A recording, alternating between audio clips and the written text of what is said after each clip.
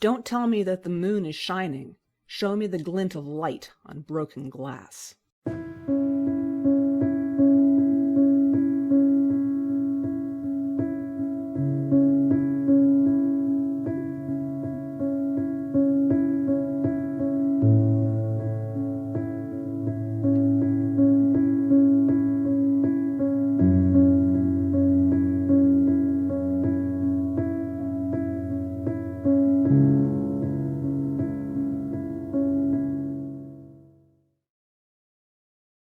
Hello, and welcome to Shining Moon, a speculative fiction podcast, episode 11. I'm your host, Deborah L. Davitt. Today we'll continue our series by asking what it takes to write interactive fiction and visual novels. We'll talk plotting, choices, lack of choices, and more. My guests this week are Stewart C. Baker, Alexei Collier, Tina Connolly, and Stephen Grenade. I will never be able to say that the right way. I was Stephen here to trip you up. I possibly. Either that or I can manage to trip over my own tongue, which is also a possibility. Let's start with some introductions.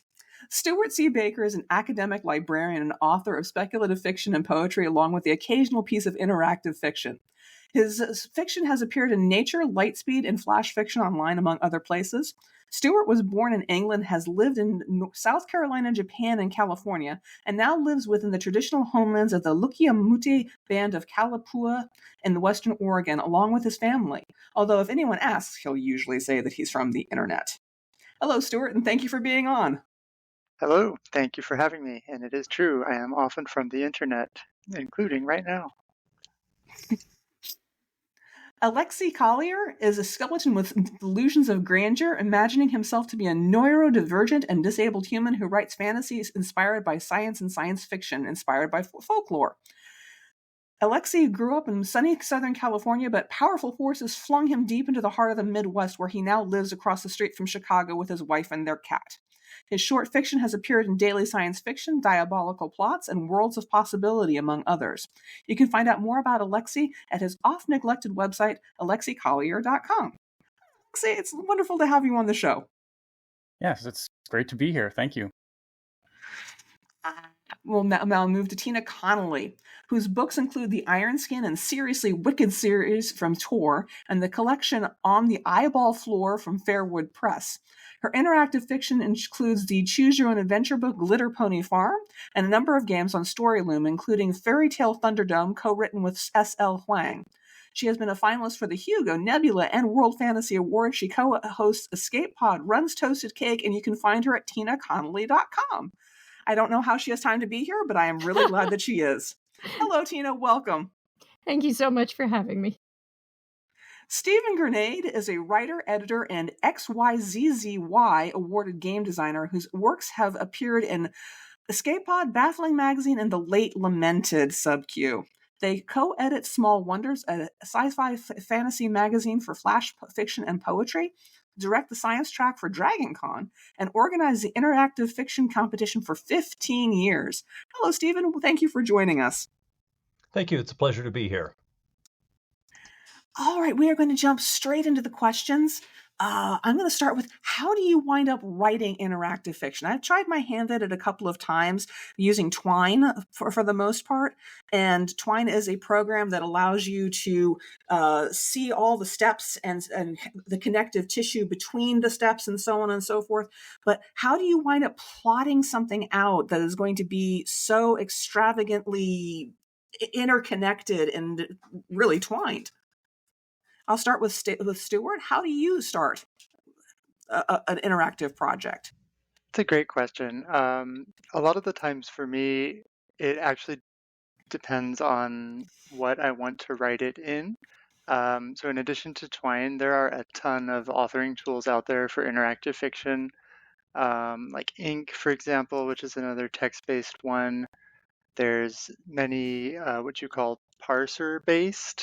If you've ever played things like Zork or the old Hitchhiker's Guide to the Galaxy game, those are games where you type like north, west, south to go in a certain direction, inventory to see your inventory and stuff like that. So I think, at least for me, a lot of the time, I'm thinking not just how am I going to write the story, but what platform I want to write it in, and that sort of informs a lot of choices. Okay, that's very fair. And yeah, I find that the way I think about a story is very much dictated by where it's going to be when I am done with it. And yeah, it just is. Tina, how do you go about starting to outline the plot of something that's going to have multiple options and choices? Yeah, well, I was just going to agree with Stewart because I think thinking about the platform you're doing it on is, in fact, one of the driving forces of what shapes it, which is part of what I think is so interesting about writing interactive fiction. My main two examples of writing interactive fiction at this point have been the games I've been doing on StoryLoom, and then I've written a choose your own adventure book, and I'm in the process of writing another one for them. So, and those are kind of, two different styles of what you're looking at. I think that one of the things that I know I've talked about with Stewart in the past is the difference between if you're looking for a game to have replayability versus wanting to maybe go through one time or have a main journey that you go to. So I think that there is that is one of the main things that kind of informs when you're trying to structure it and think about how it should go. I know when we're looking at the choose your own adventure books, for example, those are often eagerly grabbed up by readers who might be kind of reluctant readers in other areas. Mm-hmm. So one of the things often you're doing with the choose your own adventures is trying to make a kid, excited to read through a path to find out where it's going, and maybe not, end on page 1 with rocks fall, everyone dies, but, encourage them to read on a little first before rocks fall and everyone dies.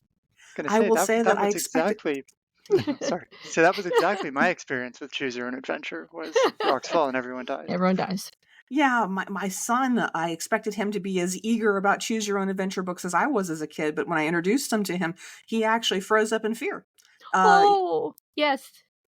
The possibility of choices having impact and influence just repelled him. Yeah. So I was just like, okay, well, we'll back off from that. I can't help how your brain is structured. That is all. I have to respect it. See, I can't try to just force something on you. Right. No, I can see that because I think so my daughter's been playing some of my games, and also I've been co-writing some games with S.L. Huang on the site, and they have a lovely story, Baking for the Win, that's basically, a choose your own adventure, not that, an interactive Great British Bake Off type of show. And anyway, but my daughter will often come to me and be like, I don't know what to choose next because what if it's wrong? And I'm like, I know, honey, I feel the same way. But what I actually liked about the Choose Your Own Adventure books is that you could put your finger between the pages. And then if you're wrong, you could go right back and you can make everything okay. I did the same thing, yes. Stephen, how do you get started with an interactive fiction? How do you have the idea and then how do you wind up plotting it out? For me, I definitely want to nod in agreement with what Stewart and Tina said that like platform and the mechanics have a lot to do with it. So I got my start in the parser-based text adventure world, which is really strong at like modeling worlds and states. So a lot of times I would start with like, so what would happen if you were a baby and you had a limited range of things you can do? Like you can hold a thing in each hand, you can pull up, you can't walk places, for a parser-based game because, it models that kind of world and really feeds into that. When it comes to like choice-based things where like choose your own adventures, where you're like making choices and moving on, it's a question of, to me, what is interesting about the choices that you're providing and what is that doing for the story that makes it amenable to the story that I'm trying to tell. The choice of game that I wrote, that's a choice-based game with stats behind it. So what makes for an interesting story that will be reflected in the way that the stats change? So really I kind of start with like, why should this be an interactive story and not just like a short story or a novel? Like, what is it about the mechanics of the Yes. interaction that matter? Yes, absolutely. That is one of the things I want to come back to is why write something as a story or a game instead of a story, and that's something I'm going to come back to a little bit later on. I'm going to move to Alexei now, and because I know that you tend to write more visual novels, so I'm not sure that asking you a question about how do you choose to plot something that has multiple choices is relevant to you. Do you write anything that has choices, or are you solely Yeah. visual Oh yeah. novel? Yeah. No. Two of my, well, three now. I've just started a new game, Magestria and Okay. Magic. That's gonna that has like kind of RPG elements and lots of choices and stuff. And yeah, I think I'm gonna end up echoing what a lot of other people said, which is you have to look at the mechanics you're working with, and okay, what is it I want to do that you can't do in a linear narrative. And for instance, this new story, Magestria and Magic, that I just started, one of the things I really wanted to do was give the player character choices. Like you pick your class and appearance and everything. And Mm-hmm. you can't do that in a, I mean, I guess you could do that in like a choose your own adventure, but I don't know how you would do it. But yeah, I plot wise, I tend to, so far, I'm kind of the newbie here because I started with StoryLoom, but I didn't have, aside from game mastering role playing games, which is a very Oh different yes. thing. In which I did not do what I'm about to say. I do kind of outline things, like have like a plot arc and like a three or I actually tend to favor four act structure. Mm-hmm. And then I'll kind of drill down in each act and each chapter about like, okay, how can this branch or whatever. So yeah. I find that when I'm writing a Twine story in particular, I am more in line with my pantsing background than my plotting background, because whenever I find some place that it can diverge, that's the natural place to diverge. And then I have a complete split in the story. And now it's going to go down multiple levels this way. And then it's, can I get it back around to one of the endings, or is this going to be an ending all by itself or something like that? So I'm a little bit different in that regard. Um, I'm going to stick with Alexei here for the moment and say, do you think of it more of a story or as a game? Since you've got that RPG background, much like I Mm-hmm. do with GMing Mm-hmm. using D&D and other systems, do you think of it as a story or a game foremost when you're writing interactive fiction? Well, I mean, yeah, that's a really good question. It it kind of depends on the individual. I think it's one of those, um, yeah, case by case basis situations. I did a little one chapter thing that called Apocalypse Quiz, which is an adaptation of a Flash story I wrote. That I said, hey, this would make a really. It was like a sort of listicle story, and I said I could turn Mm-hmm. this into a quiz. And so that I was thinking obviously is much more like a game. But Mm-hmm. there's still a central narrative that's being told there since it was adapted from a story. Um, I feel like for my first Red and Wolf, my first story, I kind of bounced between the two. It's a little rough because I was literally my first interactive fiction. So, Yeah. and then obviously my visual novel, Death and Oleander, it was straightforward, it's story. But I think I'm feeling a little bit more like it's a game on my newest one. So yeah, I really think it's a case by case thing. All right.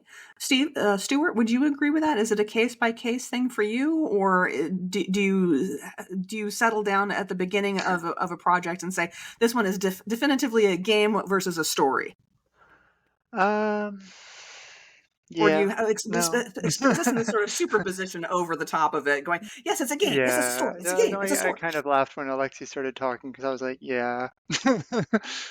Is this an exclusive or an inclusive or situation here? Like, sure, Yeah. it's a story or a game.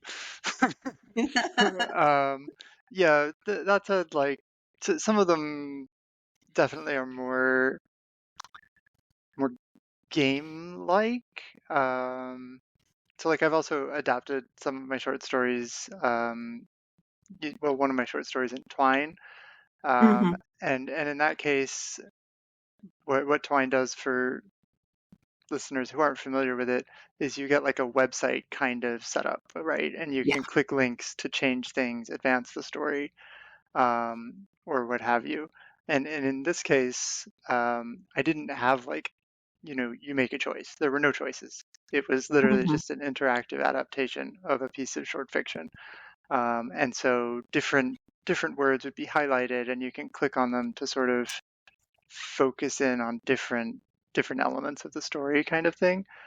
Mm-hmm. But then most of my other interactive fiction um, is a lot more game-like. Even I think, and for choice of games, where I have a stupidly big um, interactive novel coming out that I co-wrote with James Beeman. Um, that one does have like stats, like Stephen mentioned earlier, Mm-hmm. but I think even so, it feels almost more story-like to me, just because so much of the narrative that's driving it is the narrative, right? Like the choices feed into that narrative, but it's still mostly you participating in the narrative as a reader, if that makes sense. Mm-hmm. Versus like the more game-like ones where I feel like have, at least for me, more of an element of exploration or discovery kind of thing. Interesting. Tina, story or game? Or again, are you in superposition to yourself? Superposition. I do think, yeah. So definitely, there's the interactive element gives a different process to all of them than say prose writing. So like I can say that yes, this is categorically, there are some things I do differently in this that I do in like fiction writing, and again that I do in playwriting, which is its own thing altogether again. And it's been really neat to learn what pieces work well in which places, what you can get away with in which places, and what you can't. Is fascinating to me. I think that one of my early stories I wrote on StoryLoom, I wanted to write a really cozy rom-com, and I was writing it for me at the time as something that would not stress me out like my daughter when I had to make choices. So most of the choices are things like, which kind of terrible witty banter do you want to go with in this scenario? And either one will be okay. You will still get the girl, but you have different paths that you take to get there.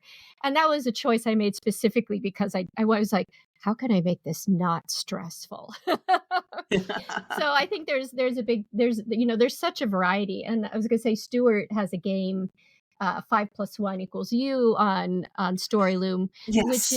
which is really pushing the boundaries of what you can do with the coding. It's available on StoryLoom for making it game-like, where you can really, it feels like the sort of, you can explore any of these rooms and see what clues you can find. And Alexei mentioned his the Apocalypse quiz one, which I also, that was a really fun way to tell a story because it felt like one of the BuzzFeed quizzes that you could pick yes, no, what's the right answer here.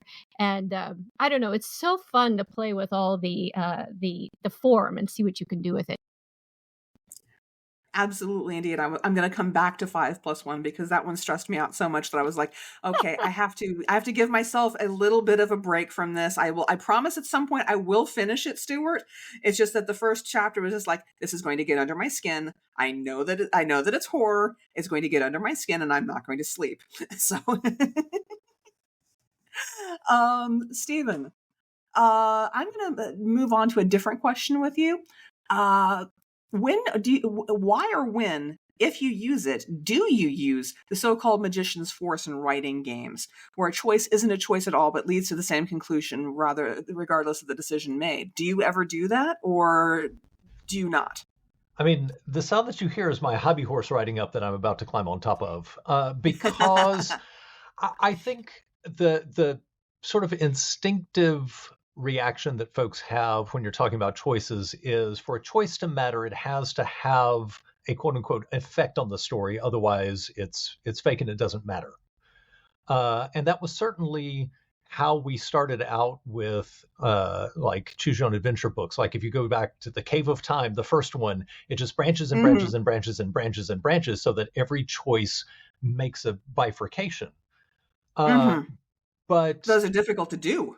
it becomes very shallow and unmanageable very fast. Okay. So especially when you talk about doing this on a computer where you can keep track of what people have done and chosen in the past, that's an opportunity to have people make choices that quote unquote don't matter, by which we mean it doesn't change the plot that will get summarized on Wikipedia, but changes the effect of the journey that you're going through.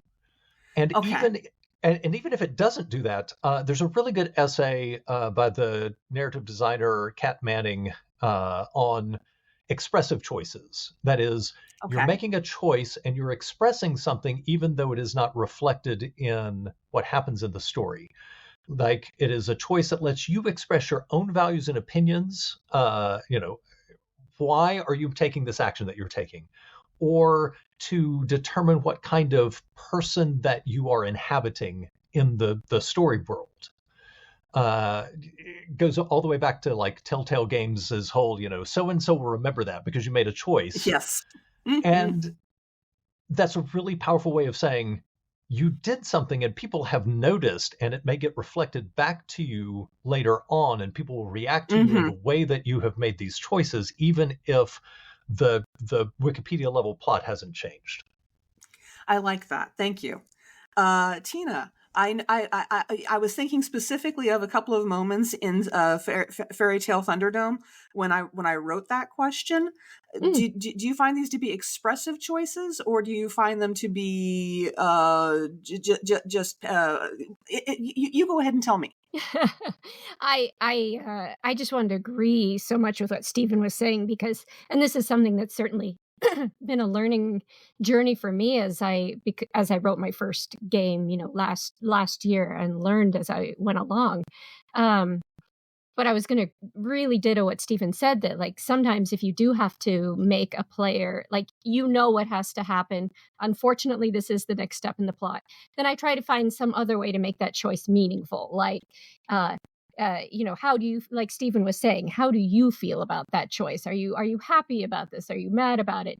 I did some. I am thinking now of Fairytale Thunderdome, which is a game in which there's a bunch of fairy tale characters that go on quests to save the kingdom. But there are definitely parts in there where I remember I was like, okay, I need X thing to happen next. And if the character doesn't choose to do it willingly, well, then there are going to be consequences. So it's like, then the character might be backed into having to do that after all, but maybe something pretty bad has happened to that character in the process of refusing to do the right thing or the brave thing in that case. So that was a choice I made a few times to go down that route. SL Huang and I brainstormed about this a lot because we were writing that game together. And another one that we came up with doing is that they came up with, this one was like, you can choose to, I will do a thing, or I will make someone else do the thing, which is kind of like when you're going trick-or-treating and you're like, am I going to ring the doorbell or am I going to make you ring the doorbell? And either way, the doorbell's getting rung and you're getting the candy, but you could decide how you feel about it in the moment. Stewart, when you are writing, do you use the Magician's Force, or do you consider it an expressive choice? Both sometimes. So normally, like if I'm writing in Twine or something, probably not so much. With StoryLoom, one of the things was that the deadlines for that were pretty intense when they first Okay. started doing it. So it was like 5 chapters a month. So there were certainly times where I was like, something should happen here. ... Random choice, some words, next. Probably not, best practice, but yeah. Generally speaking, I think, like, I also like to subvert things a lot. I'm just naturally subversive. Um, so some of 5+1=U, for example, that horror one, which actually ends up being just really, really meta fictional. Okay, A lot of that game I'll actually come back to it. I is promise I will. about a lot of that actually is about like the agency, like player agency Mhm. is a thing that people like to talk about a lot. Um, and in that one, it's sort of a question of player agency versus character agency, and playing with like, you know how you play like a console RPG, and you're walking Mhm. in some cool scenery, and there's this really cool thing far off to the right, and you're like, I'm gonna go over there. Oh no, your path is blocked by like 2 pebbles. Guess you're not going over there. Yeah, So it's that sort of funneling players in a way that they feel like they have agency, I think. Like your choices should at least feel like they matter to some degree. they should. Yes. But I think not in a super transparent way, because that's irritating. I don't know. Yeah. I'm I like the idea of gonna. expressive choices though, like designing your character, right, in Skyrim or something. That has no effect on Mhm. the game, but it helps engage you as a player with this person you've poured your time into, you I'm know. going to sort of pursue the rabbit hole here of player agency. I'm not deliberately skipping over Alexei to answer the same question that everybody's already answered. I'm going to ask all of you the same question. Um, I find that in some of the more modern games, you are presupposed to be a specific person in the narrative. And a lot of the older style games, you were basically a floating ball and you could be whatever you wanted to be. Speak to me about what is the value of being a specific person of a specific in a specific place in a specific time to a narrative that somebody might not be able to escape from and go, but that's not what I wanted to be. So I'm going to start with Alexei, since that I haven't had a chance to talk to you in a bit, and we'll ask you. Well, if I understand the question correctly, I think I would point to prose narratives where you are typically inside the head of a character, and if you don't like that character, I guess maybe you stop reading. I don't know. I actually I don't know if this is a particularly popular view, but I would say generally prefer games that have that make specific choices about the character, or at the very least, you can make specific choices about what type of That is character the you can question be. that I was going to follow up Okay. with, is being allowed to make choices that change that character. And sometimes I'm finding in the more modern games that you're not allowed to make choices that really change who that character is, who define that for you. Right. And I would say that I like, unless I find that character especially obnoxious for some reason, I don't have a strong preference between those two options. What I don't like is the blank slate character as much, Okay. because there's sort of nothing for me to connect to. Okay. And I have had that problem with games and trying some interactive fiction as well, where I think choice of games a lot of times the you character is supposed to be kind of a blank slate, which is it doesn't quite work for me. Unfortunately, I don't know why. I'm a very character-oriented writer, I guess, maybe, and as a reader, I also like really sort of, it's all about, whose head I'm inside of. Okay. I don't know if that answers your question. No, it does. Yes. It's a matter of opinion, and I'm throwing it out for discussion. And I'm going to swing back around to Stewart at the top of my list of people here and ask you. You have some characters in your work that are very distinctive, very very integral people. They are protagonists with a capital P. They are individuals, as opposed to people that you can develop yourself as you're working through the choices. Why make that choice as a writer? I wish I knew. No. I think that's, yeah. And I think that in some ways goes back to that sort of, is this a game or is it a story kind of question. Yes. Um, I I think there's many reasons to tell a story or write a game, and I don't necessarily think any of them are better than the others. Hmm. But to me, what I really like about telling stories and reading them, like Alexei said, is that opportunity to like experience someone who isn't me, um, in a way that's maybe not quite like being John Malkovich, where I'm sliding down the magical slide to literally inhabit someone else's head. But it's that stereotypical like walk a mile in someone's shoes kind of thing. Okay. I really like storytelling as a way to better understand, I guess, the world around you. Um, I'm not sure there really was a specific reason that I wrote like Library of Worlds, for example, which has a named protagonist. Yeah. And it's in the third person instead of like you do this, you do that. You don't. That's not in there. It's the main character does the thing, and you just get to Mhm. choose it. I don't think there was a specific reason I wrote it that way, other than probably just watching too much isekai anime where there's very very clearly defined main characters who are quirky and weird. Okay. That's fair enough.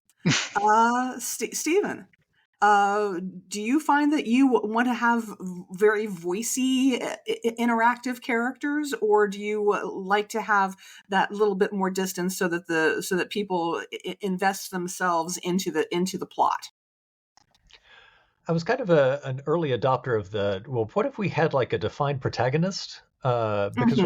when I got started in the 90s, like the whole idea in text adventures was like, oh, it is an avatar for anyone, and there is no personality. I think it eventually ended up being called the ageless, faceless, gender neutral, culturally ambiguous adventure person in Zork Grand Inquisitor.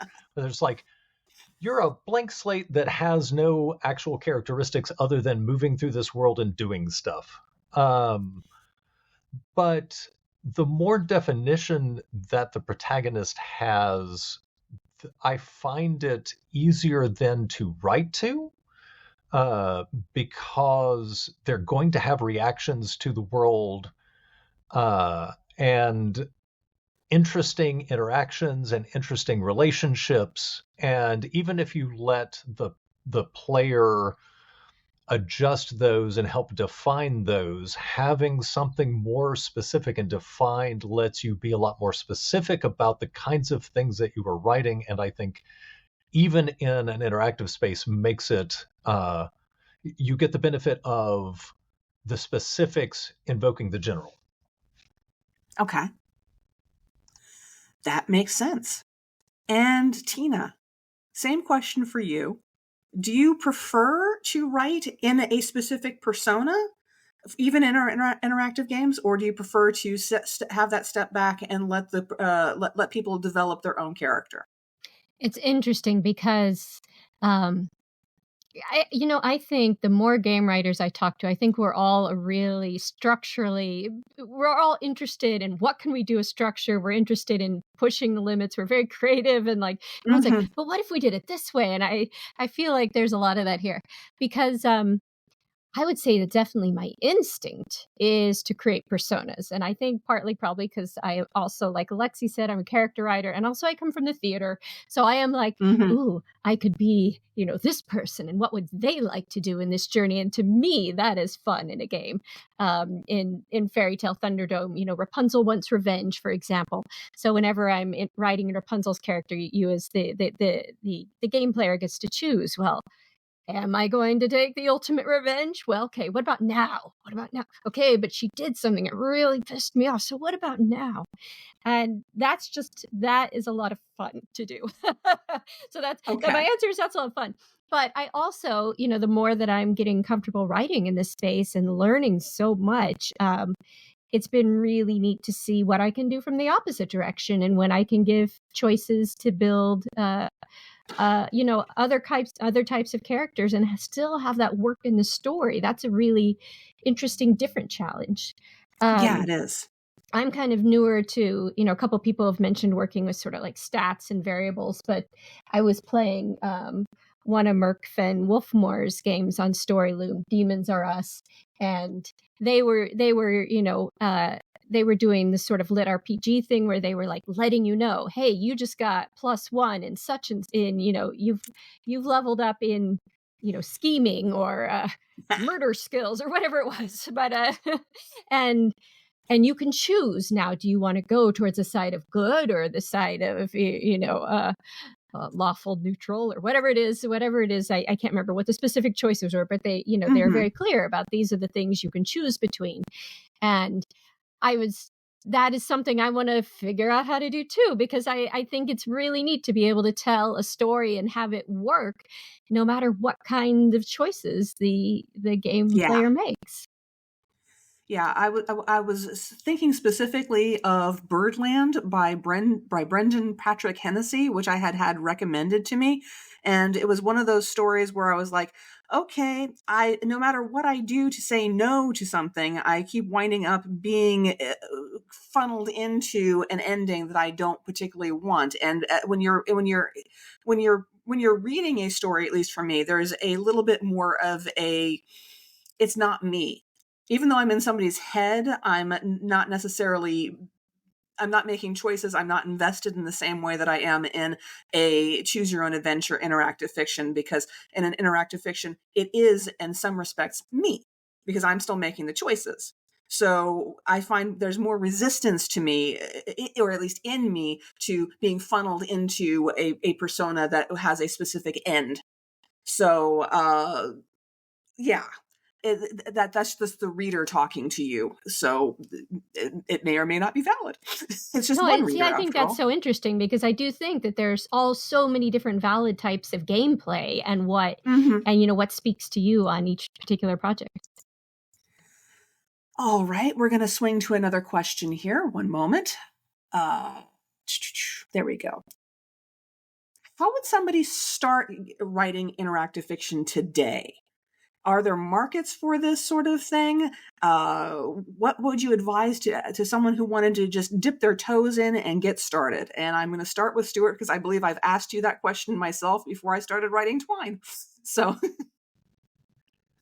well, the short answer is no.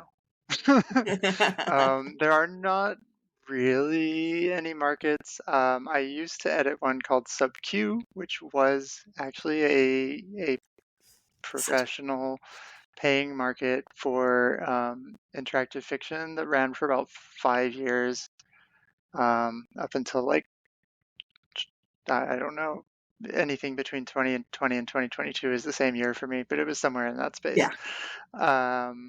That it was, I mean, it was too expensive to keep going. Yeah. So a lot of I magazines know, are having that problem right now. Right. At one point, Strange Horizons will theoretically accept things in HTML. Yes. And I know that Apex has run at least one interactive fiction. And in theory, would presumably accept more, but that was when Jason Sizemore was running it. And it may have been so confusing, because the reason I know this is because he was trying to adapt it for EPUB. So he may have been like, well, that's never happening again. That I think which you can do, but it is so hard. Yeah, that was what I said. I was like, well, how do you like anchors in Word? I tried to sit down and do this in Word at one point in time, because I was trying to take a Twine game and I was trying to present it to someone who was wanted to have something in Word for this. And I'm just saying, they're going, anchors are my friend, and yet I hate them so much. I've done it once, and that was enough, right? Stephen, do you know any other places? I think you're probably a really good person to answer this question about market type things for interactive fiction.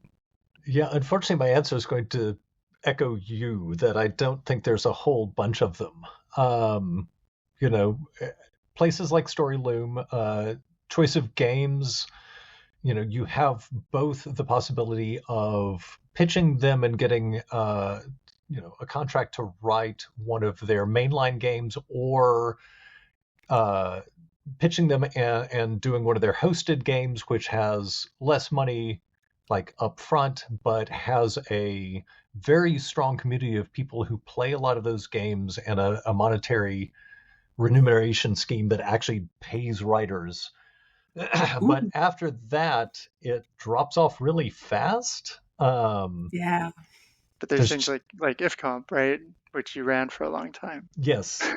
So the interactive fiction competition, which has been going, oh my gosh, since 1995, is for interactive pieces that are 2 hours or less to play. And you actually can get cash prizes out of that. The big benefit that I saw coming out of that is that you get folks looking at your game and potentially giving you feedback, which in some ways outweighed the small amount of cash prizes that you could potentially win. That was certainly for me a training ground before I started running it, where I would put things out and go like, oh, that didn't work at all. And here are people telling me in exquisite detail why it sucked so bad. It's like fan fiction. Yeah, but it was actually very for getting all the responses in the world and realizing, nope, that didn't work. But it was kind of a crash course in some of the lessons that otherwise I would have had to have learned much more slowly and painfully about what things can and can't work in this space, or if you're going to make them work, require a fair number of backflips and a willing audience. Tina, you are relatively new to writing interactive fiction. I'm going to ask the question a little bit differently for you. How did you get started in it? Oh, that's a great question. Well, actually, I had been asked to blurb a choose your own adventure book for a friend during, and it was kind of at the tail end of the pandemic. And I have 2 small children, and they were home for like a long time until we all got shots. So, I'd been kind of despairing that I would ever write again, which, obviously in retrospect, I was in a pandemic and I was homeschooling, but I was right there with you, Right. I know exactly how you felt. So I read my friend's book and I thought, oh, choose your own adventure book.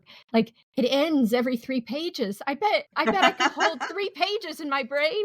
So that was my friend Bart King, who wrote Time Travel In, which is a very funny book. And he very kindly, talked to me about how he got started doing that. And so I ended up pitching the Choose Your Own Adventure people some ideas, which is how I ended up writing Glitter Pony Farm, which was a lot of fun.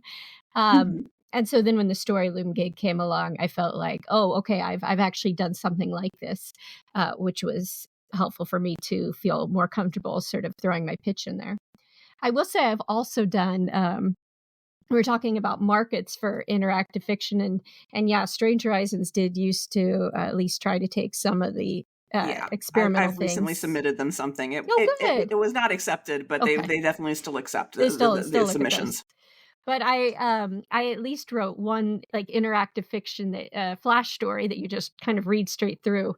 And my friend Carolyn Yoakum has a brilliant one that ran on Lightspeed called "Welcome to the Medical Clinic at the Interplanetary Relay Station. Hours since the last patient death, 0." And it is technically written like an interactive fiction story, go to A, go to B, or choose C or D, but you kind of just read it straight through. And part of the genius of the story is that theoretically you have choices, but as we all know, there are no choices in health insurance, and all the choices end in bitter failure and tears. I love that. I'm gonna have to look that one up. Oh, it's great. Alexei, you said that you were also relatively new, so I'm going to ask the same question that I asked Tina. How did you get started? Well, I found out about the StoryLoom opportunity, and unlike Tina, I said I have no experience with this, but I'm going to try it anyway. No, I've been toying around with interactive fiction and RPG stuff since I was knee-high to a butterfly or whatever, and I was like, this seems like something. I knew what I needed as an impetus was an outside force to Yeah.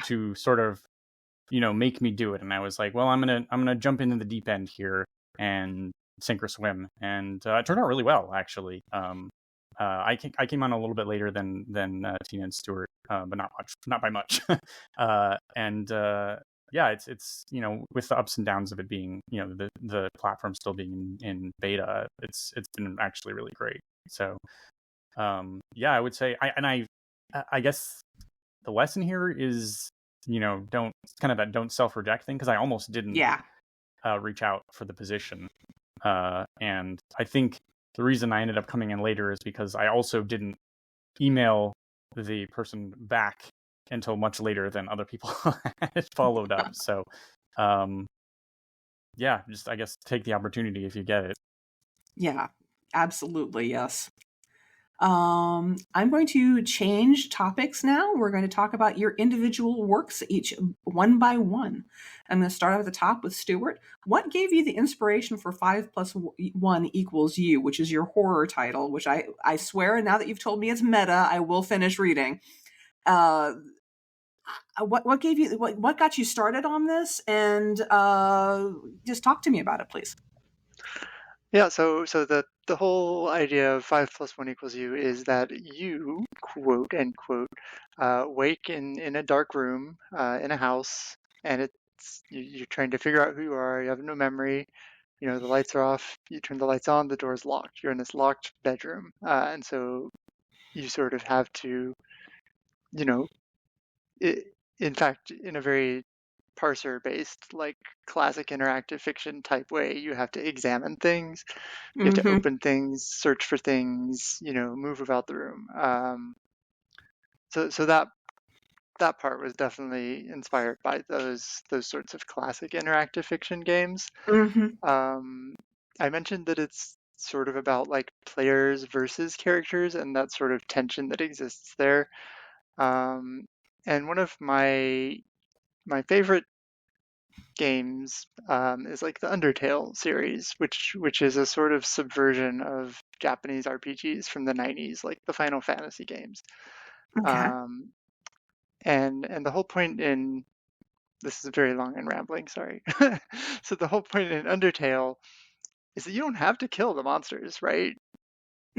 Which is boggling. But the sequel has this whole thing, which was called Deltarune, has this whole thing where you build the vessel, which is your character, and you spend like 5 minutes clicking through options, like in many more modern console RPGs, where you can literally spend like an hour designing your character. And so you go through all this, and then the game's like, so this is the vessel. Too bad, none of that matters. And I was like, wow. But in a way that ties it into the sort of thing that Toby Fox, who's the creator, often does, with like playing around with things you assume are just, it's just a normal part of the game. It's not part of the story, and it turns out to actually be part of the story instead. So that was kind of, I think, where that sort of meta aspect came from. Yeah. Okay. Like I said, I will get back to it. I absolutely promise. No worries. Could you talk to me a bit about the design process for Library of Worlds? How did you, for example, come to decide to make the player character non-binary? How did you come up with the entire world of the library? It's a fascinating concept, and I want to know more. So talk to me. As you may know, I work in a library. Although not a public library, which is where this one is set. I don't think I could survive in a public library. Yeah, that one is more inspired by isekai or like otherworld anime type stuff, which are anime where the character usually dies at the very beginning. At the very beginning, like literally the first thing that happens is the character dies, and then they are reborn in a fantasy world. So, and then they you can think of kind of like Jumanji, but not really. I'm trying to think if there's any Western versions, but it's like a Portal Fantasy kind of thing. Okay. Except usually the character dies at the beginning. At the beginning, as opposed to Narnia, where they all die at the end. So, That's right. And it's a truck okay. usually, not a train. Um, yeah. So this is kind of where that idea of all these other worlds that are sort of connected, and I was like, well, what better place for them to be connected than a library? And there's also a nod to Terry Pratchett's Discworld in there, where all libraries L-Space. across the multiverse exactly are connected by L-space, where it's the weight of all these words and books and things that sort of distorts reality, and skilled enough librarians can travel between them. I love that. Yeah. As for the non-binary thing, that's kind of a funny question for me because my approach is almost the opposite when I sit down. Like characters are often the first thing I think of, Mm-hmm. and for me now, I'm often to the point where I'm like, that just happens. Like very few of my Okay. characters are male, or Okay. but if they are, I'm like, does this really need to be like a straight white man character though? Like, is there a specific reason? And if there's Mm-hmm. not, I'm like, well, we're gonna change something then. Interesting. Just because I think, for one thing, going back to that idea of writing people who aren't me, right? Mm-hmm. Um, I would be intensely bored if I was writing about myself. Okay. Fair enough. And I think it's good for like, representation or whatever. I want there to be stories and games about people from all over, so I like to sort of push things as woke as possible, as it were, All right. All those in are a fair things to say. tongue-in-cheek kind of way. All those are perfectly fair things to say. Again, I will be getting back to Library of Worlds because I was spending more time on Alexei's visual novel and trying to get through it. But I will be getting back to it. Tina, I've played all the way through Fairytale Thunderdome Royals, but not its companion story by S.L. Huang, which is Fairytale Thunderdome Woods. Could you talk a little bit about the decision to make some of the protagonists less sympathetic than others? Because, for example, Cinderella, as seen through the eyes of, say, Sleeping Beauty, is a very unsympathetic character. Was that a risk for you, or did you find that just to be a good writing exercise? It's funny you ask that because I really like Cinderella. she's very stompy and she just likes to smash things. So I mean that was a lot of fun to write.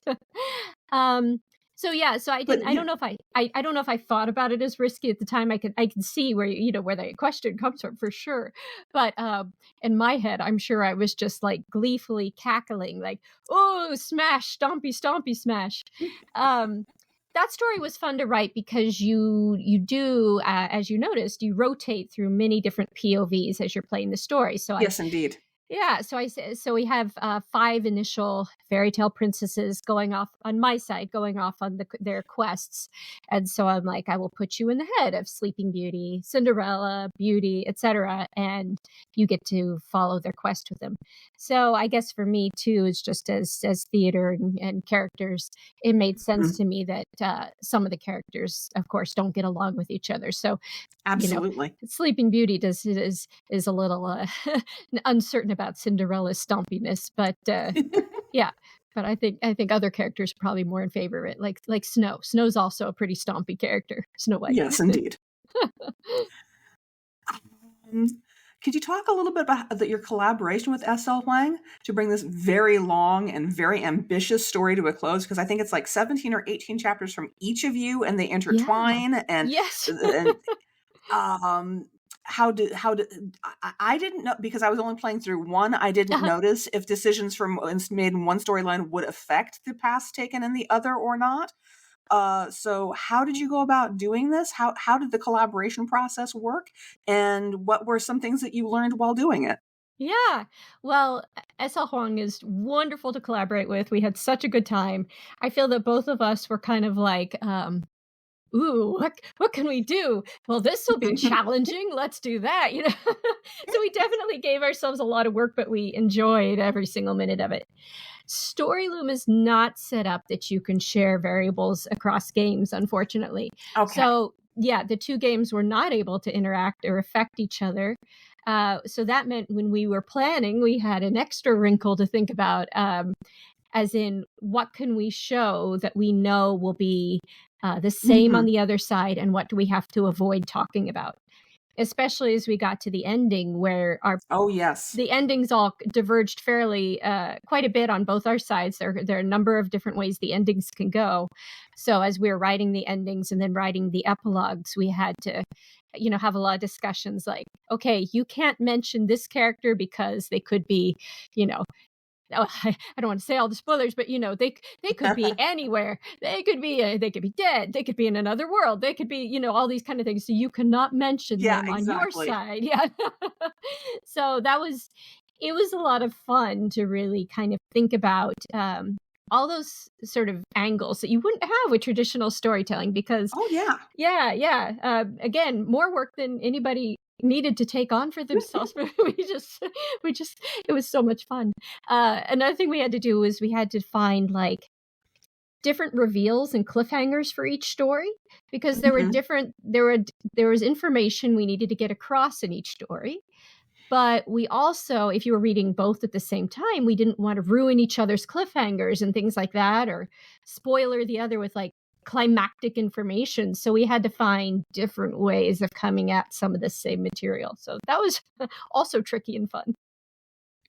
Yeah. I also thought it was very interesting that you traded characters with each other at a certain point.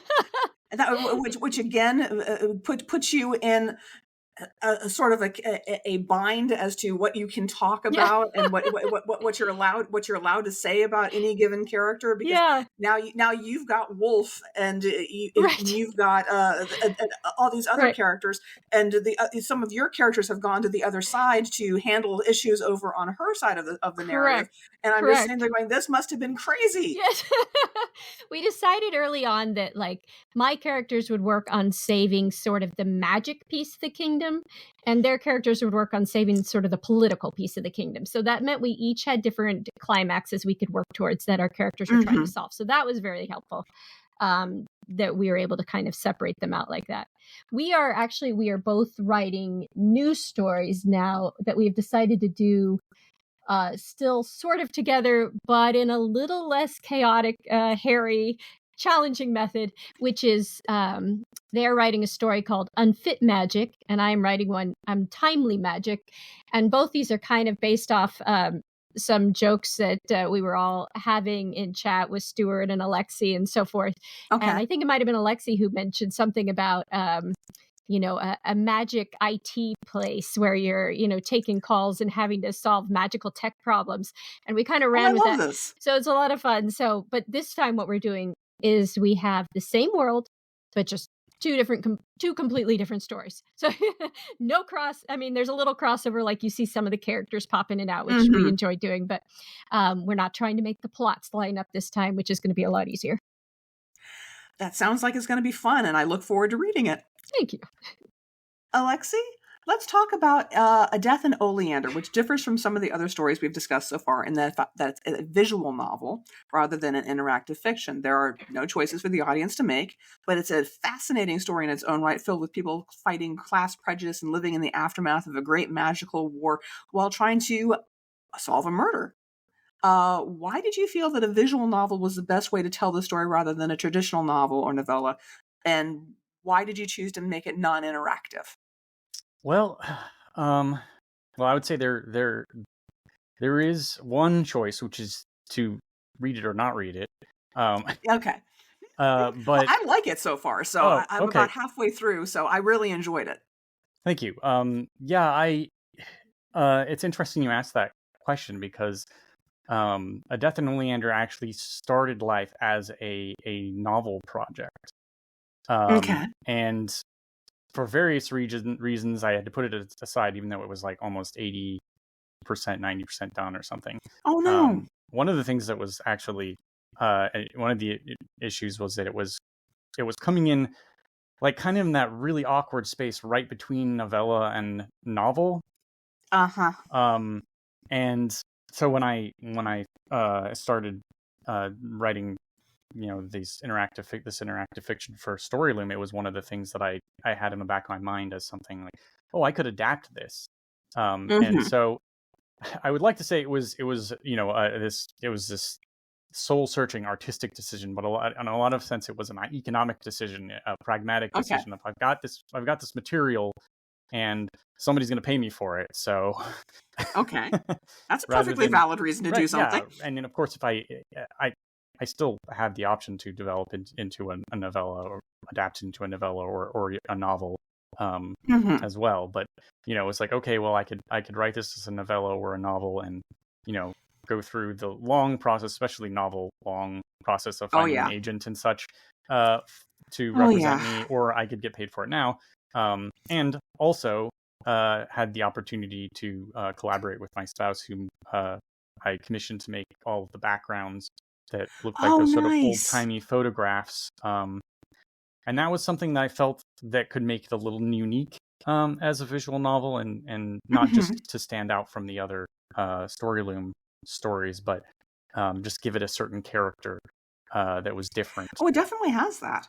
The backgrounds give it a lot of depth and a lot of texture.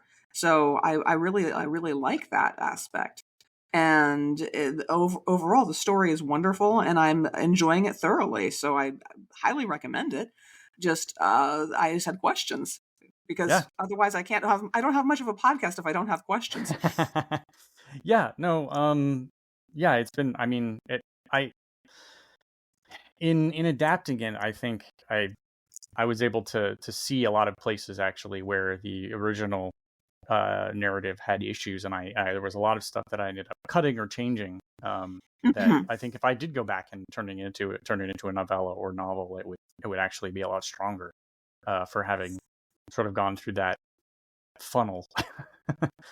Okay, that was going to be my next question, which was, what have you learned? And apparently you've learned a lot. It helped you to take a step back and take a look at it from a different perspective. Yeah, definitely. I mean, there was some, also time distance involved there as well. But one of the issues I was having, with it was I'd gotten sort of to this point in the story, and there's this class divide, this sort of that's kind of central to the story, the Evroy and the Montaigne. And in the sort of novel draft, that was kind of this. There was also this sort of ethno-religious angle to that, and like there's nothing in my background like that. So I as I was moving forward with that, I didn't feel quite comfortable doing that, and so I was planning to, if I went back to finish the novel project, to change it to a class struggle anyway, because that is from my background. My grandparents were like socialists during the height of the Red Scare, and they members of, I don't know, the Communist Party of probably Washington State or some such, until they left for reasons. But there's like a very, very strong union, working class union strain in my background, and so I felt like I could tap into that a little better than this sort of this ethno-religious struggle that was a little bit beyond the scope of my experience, I guess. I do have one more question, which is there going to be a sequel? Because I really would like there to be. Oh wow, I guess there could be. When I was adapting it, I did consider adding some choices in there, and I ended up ditching that. But since there aren't any choices in there, I suppose there could be a sequel. When I was working on the novel project, I kind of wanted to write I was like, I like this Viola character. She's a smart cookie. Like, I would like to I would focus on her a little bit. Like Stewart, I very rarely write from like a white male protagonist perspective. Actually, Death in Oleander is unusual for me for having a male protagonist. So I had this idea that maybe I would write something from her point of view. I don't know. I don't want to make any promises, but. Oh no, I'm not asking for a promise. I'm just asking for hope. Well, I'm probably gonna be pretty busy with my new RPG-ish one, but maybe in the future. All right. we're going to move to Stephen, and we're going to do something a little different with you. You're going to select one of your interactive fictions and make me play it without even knowing what it's going to be. You're going to read, I'll make some choices, and then we'll discuss what your inspirations were and what you want an audience to take away from reading it or playing it at the end. Are you ready? I am absolutely ready. Okay. Lay it on me. Okay. So this is a game called Binary. And we start out, it says connected to upload core, and your choice is approach. Okay, I approach. Audio channel established. No, Gwen, come back.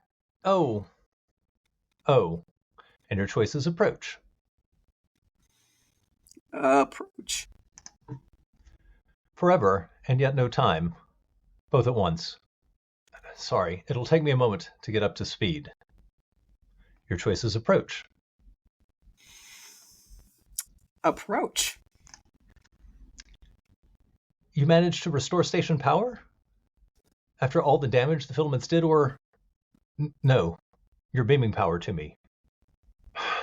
Still slow. Our connection is throttled. Come closer. And your choices are approach or withdrawal. I'm going to go with approach one more time. Okay. Thank you. That's much better. I wondered if anyone would come for me. I feared I'd loop forever on reserve power until I ran down, idle tick slowing, an unwound clock. Almira Linali, former station master. I assume you're here to talk about the war. Approach, withdrawal. Approach. Of course. Why else come to a wreck of a space station limping around a ruined binary system, if not for history? All in good time, I suppose. Give me access to the station logs. I wasn't at speed for the very end. Approach or withdrawal. Approach. I like it. You're like, maybe. No one. It seems... No, sorry, go ahead.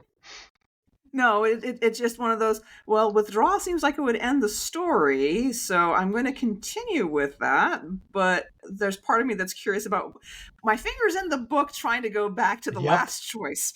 Yep. So. Go forward, approach. No one. The filaments let no one escape. Over 20,000, and...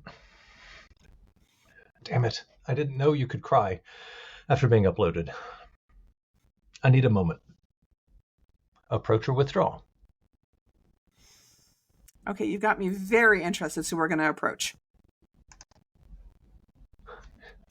Did you restore me only to badger me? All this time, and you can't spare 1 minute more? Wait, how long has it actually been?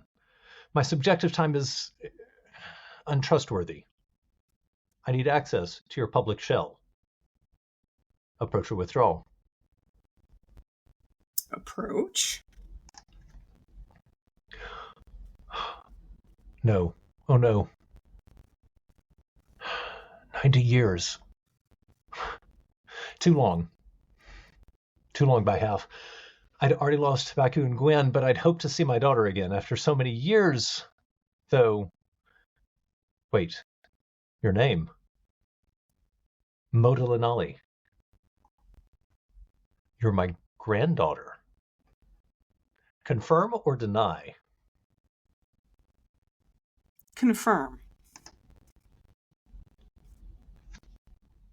That's why you're here. It's not about the spikes. It's not about what happened in Atari B. You wanted to meet your grandmother. Agree or demur? Demure. It's to be like that, then.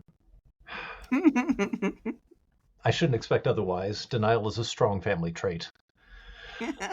Fine. Let's ignore your mother for now. Ask me about the station instead, as if that will be less painful. Ask about the station or ask about Mom? Oh, ask about Mom. I had to save one of us. If her dad or other mom had left, it would have weakened my position as station master, especially in the middle of a war. She just finished school, so a tour of the central systems made sense, at least to Baku and Gwen and me. We all wanted our daughter safe. Your mom fought me bitterly, in the way that only family can. Said she had no intention of leaving us. Shouted it, really, so loud her black rat scurried back to his cage. Asked me why she had to go. I couldn't tell her the truth. I sent her on without explanation and hoped she would eventually forgive me. Tell a harsh truth, tell a comforting lie. Tell a harsh truth. You tighten your lips when speaking a truth you don't want to say, just like she used to. Another family trait. But thank you for saying it. Let me trade you honesty for honesty. I'd intended to wait until she was safely away, then make sure the filament spy on the station learned about the spikes, but guilt lashed me until I could wait no longer. The filaments arrived before she left. Their lightships raked fire across her ship as it twisted away. Until today, I didn't know if she'd lived or died. Don't look at me like that. I had to. Accept or doubt? Accept. Baku said he agreed too. He didn't mean it. It shouldn't have come to this. I didn't hate the war. I hated its necessity. The filaments had destroyed our settlements, occupied our worlds, left countless corpses in their wake. We had to fight back. Even a remote civilian station like mine voted to support the war effort. I knew war tore families apart. I'd prepared for that. What I didn't know was that I'd destroy my own family by doing what was right. Wait or recoil? Wait. It was the spikes. My own government had hidden a weapons program on my station. They betrayed me. Of course I was hurt and frightened. A weapon capable of destroying suns? My government was preparing to commit genocide. It was unconscionable. What's my family's worth set against that? Admire her resolution, curse her foolishness. Ooh. Admire her resolution. Ooh.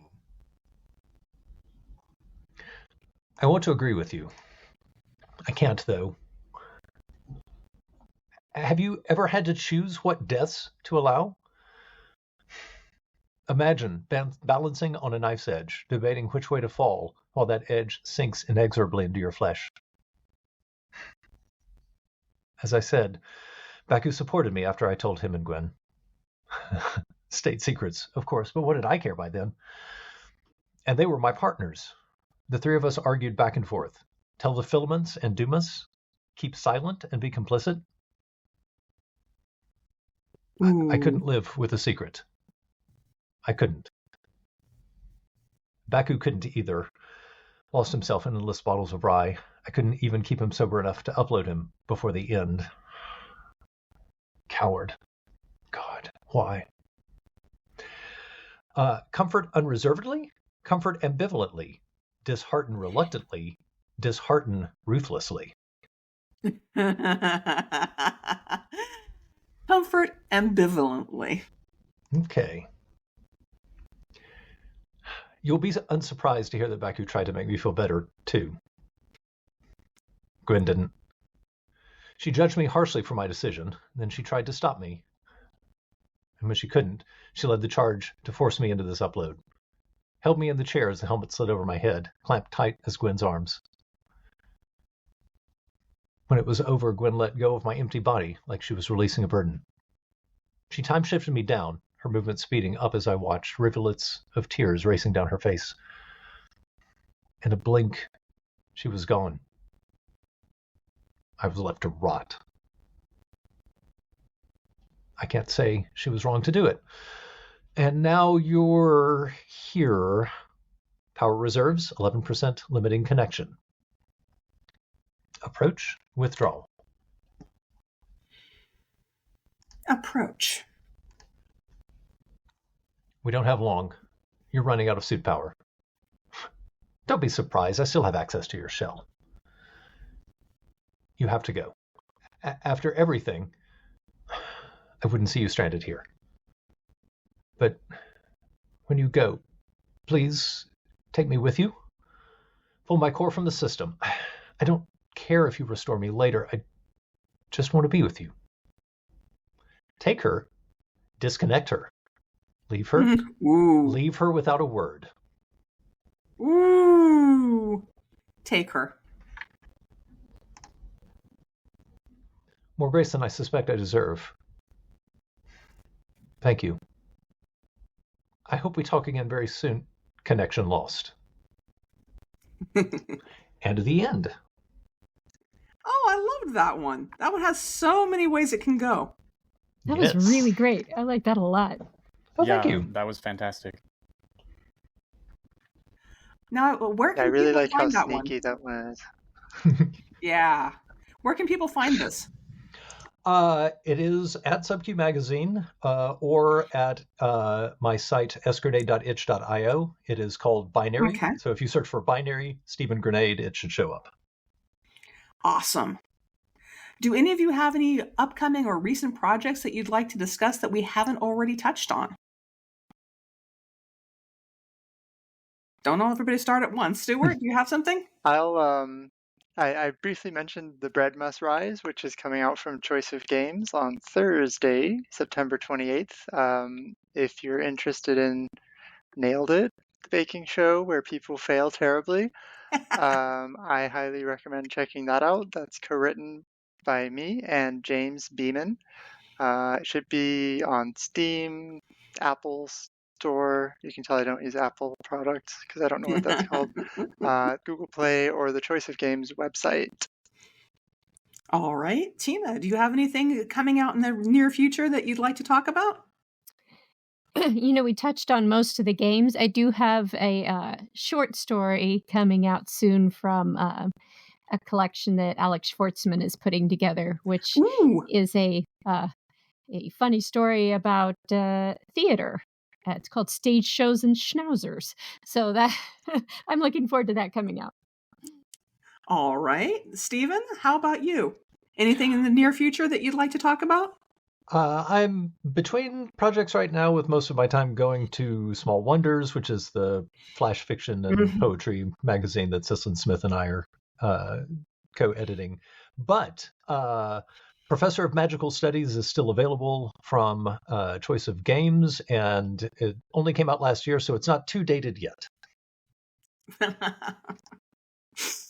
Alexei, how about you? Anything in the recent past or the near future that you'd like to talk about? Well, most of my creative energies are going towards the new game that just has one chapter so far, and hopefully chapter 2 coming this week. Magestria Magic. It has a little bit of a meta to it as well, because it's about a group of teens who sit down to play a game called Magestria Magic and find themselves transported to the land of Magestria. And well, that's as far as the story goes so far. So I guess no more spoilers. But yeah, I'm having a lot of fun with it. Oh, good. Yeah.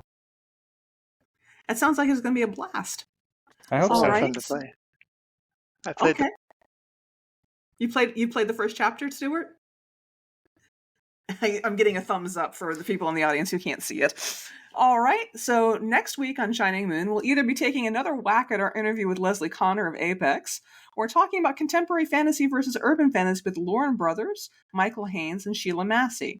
Stories we'll discuss if it's the latter are The Morning House by Kate Hartsfield and Play Devil by Josh Pierce. See you all next time.